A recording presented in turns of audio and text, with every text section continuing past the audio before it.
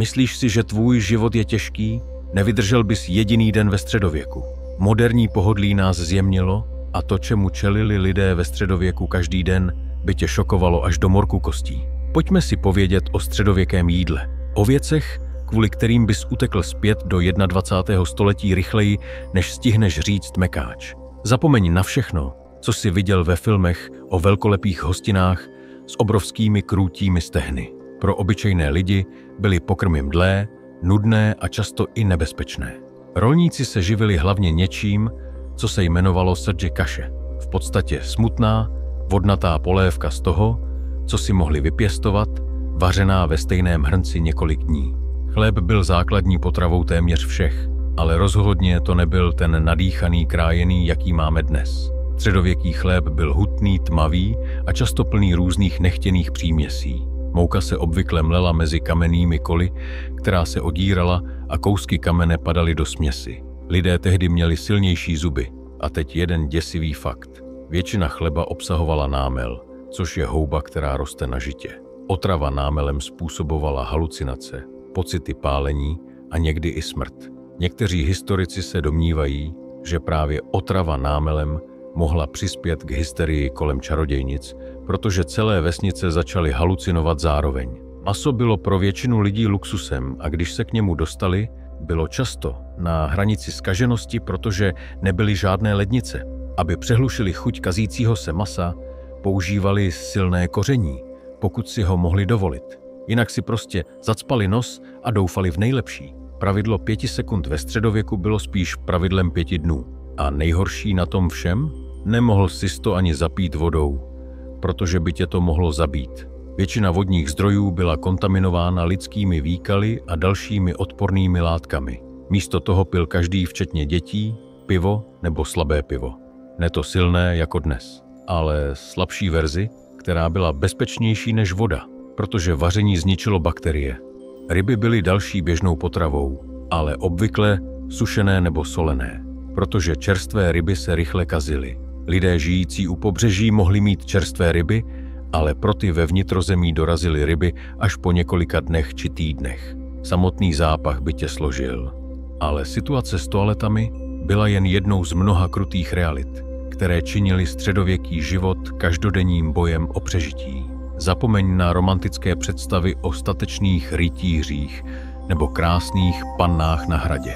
Většina lidí ve středověku vykonávala vysilující práci od úsvitu do soumraku za sotva dostatečný výdělek k přežití. Většina lidí byli rolníci, kteří obdělávali půdu patřící šlechticům. Jejich denní rutina – probudit se za úsvitu, pracovat až do setmění, zhroutit se do postele a opakovat až do smrti. Typický rolník oral pole pomocí dřevěného nářadí taženého voly, sázel semena ručně a sklízel úrodu základním srpem. Během sklizňové sezóny pracovali rolníci 16 hodin denně pod pálícím sluncem. Záznamy ze středověké Anglie ukazují, že běžný zemědělský dělník spálil více než 4000 kalorií denně pouze fyzickou námahou. Středověcí zemědělci nepotřebovali členství ve fitcentru. Stačilo přežít úterý. Pro ty, kteří nepracovali na poli, nabízeli řemesla a živnosti alternativní kariéry, ovšem s vlastními útrapami. Kováři trávili své dny v zakouřených kovárnách, koželuhové, kteří zpracovávali zvířecí kůže na kůži, pracovali s močí a jedovatými chemikáliemi, které jim zbarvily kůži do žluta. Učňovství obvykle začínalo v 7 letech, kdy byly děti posílány žít s mistrem řemeslníkem. Tito mladí učni pracovali 6 až 7 dní v týdnu až 14 let, než se stali tovaryši. Středověký kariérní poradce měl velmi jednoduchý pracovní diagram. Můžeš zvedat těžké věci? Pokud ano, rolník. Sběrači výkalů sbírali psí trus a prodávali ho koželuhům. Výplata za většinu prací sotva pokryla základní přežití. Dělník v Anglii mohl vydělat 1 až 2 haléře denně. Právě tolik, aby si koupil zhruba 2 bochníky chleba. Mzda v minimální výši nebyl pojem. Pojem byl tolik, abys neumřel dřív, než dokončíš práci. Při tak fyzicky náročné práci a špatné výživě tělo rychle chátralo.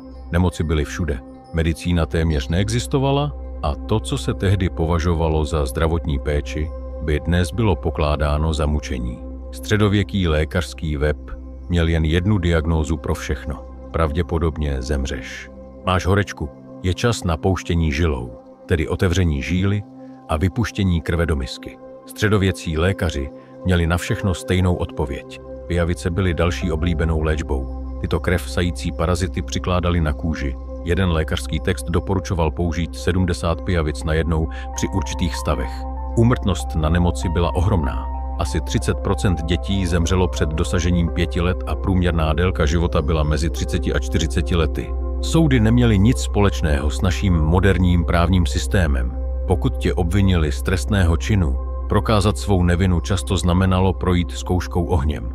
Jednou z běžných metod bylo nést rozpálenou železnou tyč 9 stop, tedy téměř 3 metry. Pokud se ti popáleniny do 3 dnů čistě zahojily, byl si považován za nevinného. Pokud se infikovali, což bylo bez moderní medicíny téměř jisté, byl si vinen. Jejich verze detektoru lži byla v podstatě uvidíme, jestli ti Bůh zabrání, aby ti tohle bolelo. Další oblíbenou metodou byla zkouška vodou. Obviněného svázali a hodili do řeky nebo jezera. Pokud se potopil, byl nevinný. Pokud plaval, byl vinen a popraven. Logika. Čistá voda by odmítla viníka. Výsledek? Doslovná situace bez možnosti výhry. Pro ty, kdo byli shledáni vinnými, byly metody popravy navrženy tak, aby byly veřejné a co nejděsivější. Oběšení bylo jednou z milosrdnějších metod. Trhání na kusy, kdy byl odsouzený tažen koňmi ulicemi, oběšen téměř k smrti, zaživa vyvržen, sťat a rozčtvrcen, bylo vyhrazeno pro nejhorší zločiny, jako je vlastizrada. Veřejné popravy byly událostí pro celou komunitu a často přilákali davy s jídlem a pitím, jako by šli na slavnost. Středověké možnosti zábavy byly omezené. Mohl se zdívat na popravu nebo zírat do zdi. Většina lidí volila popravu. Šlechtici čelili spravedlnosti zřídka stejně jako prostí lidé. Pokud byl šlechtic obviněn, mohl často požadovat souboj a najmout si profesionálního bojovníka. Bohatí zločinci mohli také zaplatit krevné rodině oběti a trestu se vyhnout. Chudí obvinění zločinci neměli téměř žádnou možnost obhajoby. A co vězení? Středověké věznice nebyly určeny k dlouhodobému trestu, ale jako místo, kde čekáš na skutečný trest. Byly to tmavé, přeplněné kopky, kde byli vězni často přikováni ke zdi nebo k podlaze. Stát neposkytoval jídlo. Vězni záviseli na příbuzných, jinak zemřeli hlady. Mučení bylo standardní součástí právního procesu.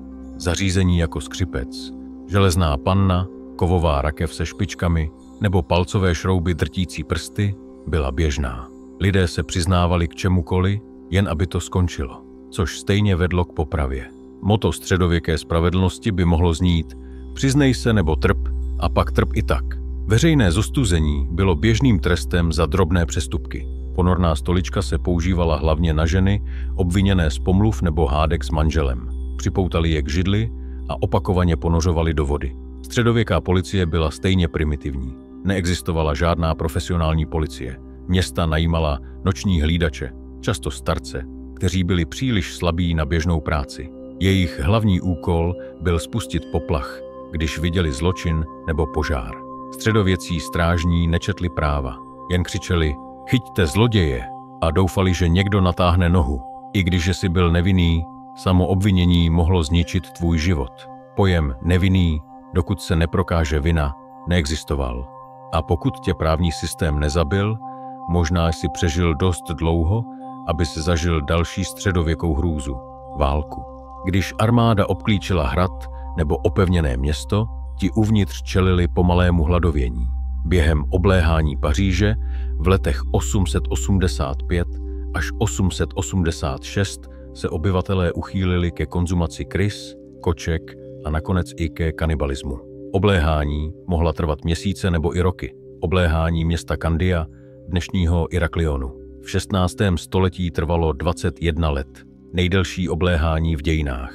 Nemoci zabily daleko více vojáků než samotné boje. Armády vytvářely ideální prostředí pro šíření nemocí. Tisíce mužů žili ve stísněných podmínkách s mizernou hygienou, omezeným jídlem a kontaminovanou vodou.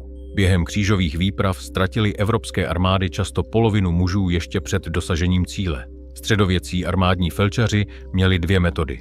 Natřít to blátem u lehkých zranění a připravit se na smrt u všeho ostatního. Civilisté v oblastech bojů čelili hrozným volbám. Útěk znamenal opuštění domova a majetku, často i hladovění na cestě. Zůstat znamenalo riskovat násilí od procházejících armád. Ženy a děti nebyly ušetřeny. Středověké kroniky popisují vyvražďování celých vesnic bez ohledu na věk či pohlaví. Pokud si se nějak vyhnul odvodu, přežil nájezdy armád a nezemřel hladem při válečných hladomorech, musel si dál snášet každodenní bídu běžného života. Prvním zásahem byla vůně. Středověká města zapáchala po lidském odpadu, zkaženém jídle, neumytých tělech, chemikáliích z koželužen, zbytcích porážek a kouři z nespočtu ohňů.